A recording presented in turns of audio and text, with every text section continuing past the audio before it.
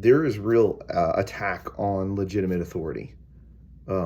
People that do things with excellence and they've been through the fire and they know and have that skill set. And so whether you are a leader in the church world or in the business world, or you're a leader in your home, this is a word that I believe God has for you. And there's going to be a few of them. I'm going to do at least 5, possibly 7. I don't know how that's going to work out over the coming weeks, releasing one a week.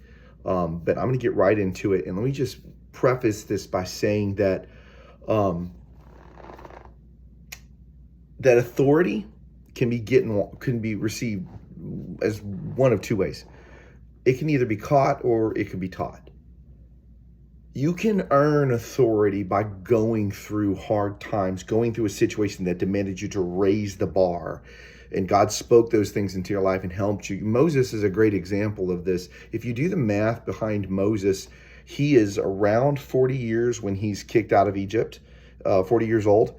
And we find him at 83 years old-ish, I think is the number. I might be off a little bit, but when he's now an older man and he's just running around in the wilderness and sees a burning bush, right? And you kind of wonder, well, I'm sure he did. Lord God, I was a prince. Why did I go through 40 years running around in a wilderness, like trekking, training sheep? How did I fall this far?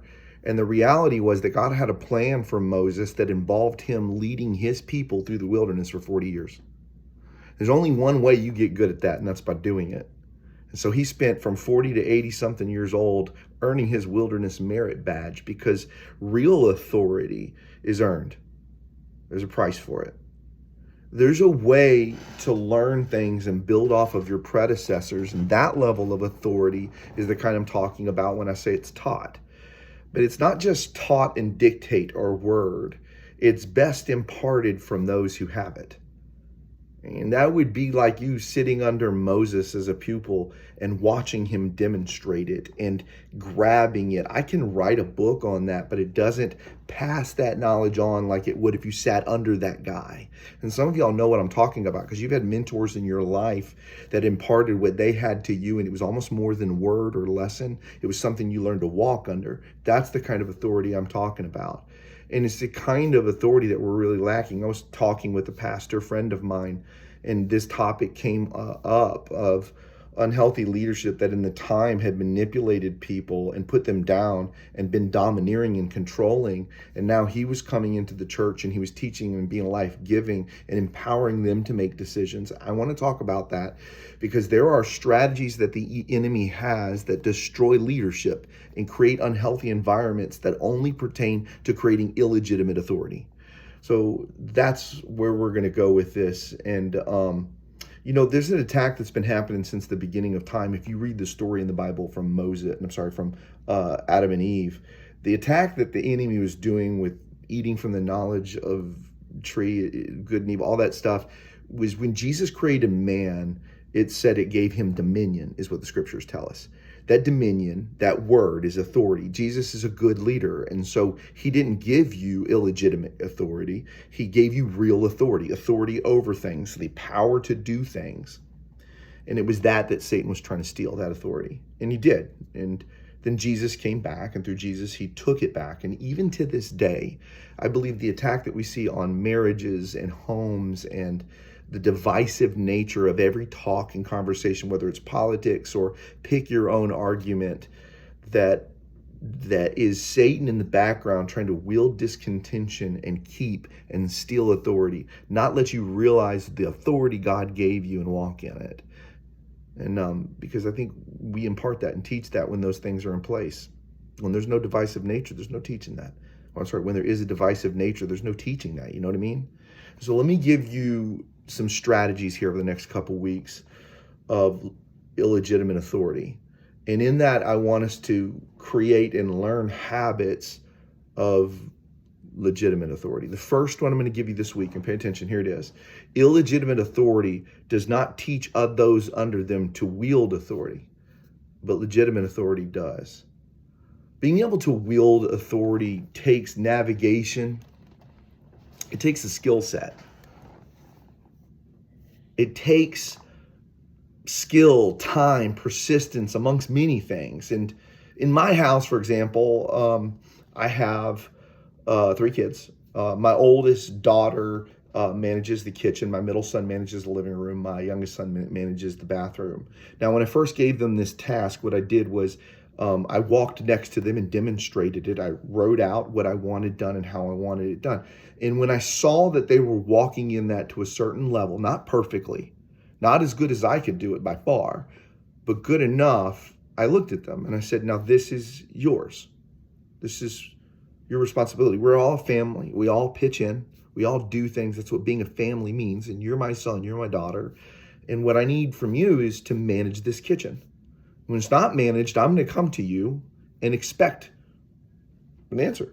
And when it is managed, I'm gonna thank you, and that's going to be what you do in this family. And so I think there's this weird thing that happens when we hand off authority, especially if you're a person that is in leadership. There's a general rule that I do use, and that's when I see a person on my staff or working for me, whether it's an employee, and they can do it about 60 to 80% as efficient as I can, then it legitimately is time for me to hand that task off to them.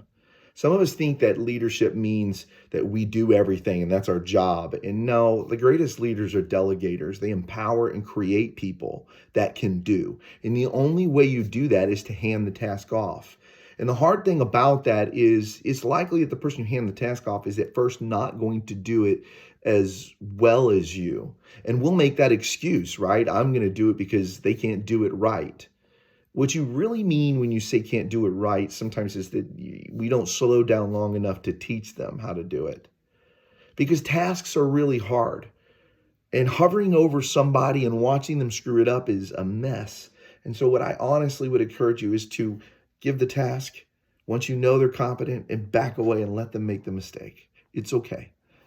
The hardest thing about there are kind of a few tips I'll give you inside of that. And one is navigation. Remember the plan that you made and then how it actually happened? Two different things. Because real leadership and skill is about being flexible.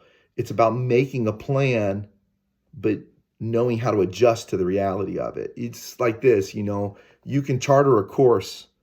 You can take your boat and charter the course that you want to take, but the actual one you navigate will not be the same, likely.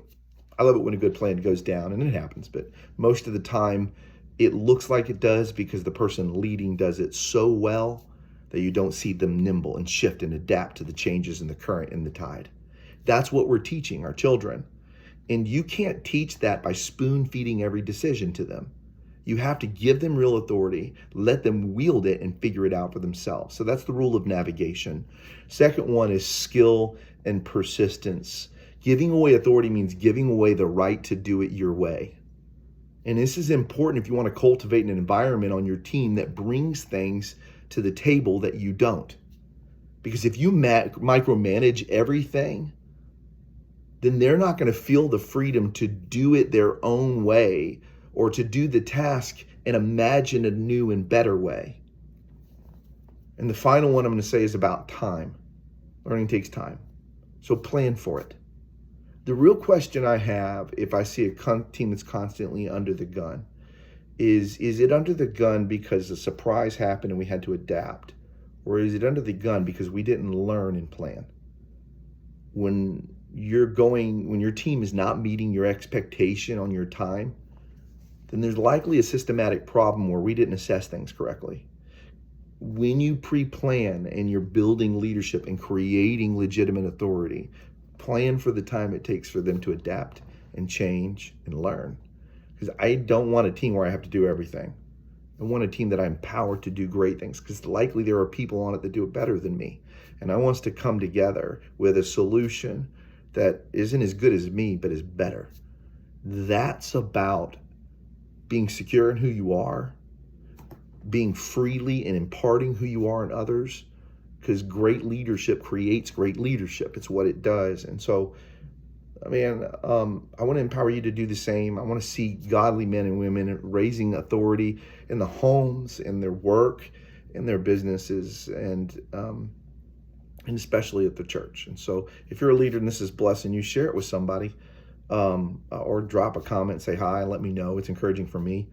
If you know another leader that could use this, tag them in it, man, and or send it to them, however they want to get it. But I hope these words are blessing you. I'm going to go about creating 5 more of these and keep rocking and rolling until God says stop.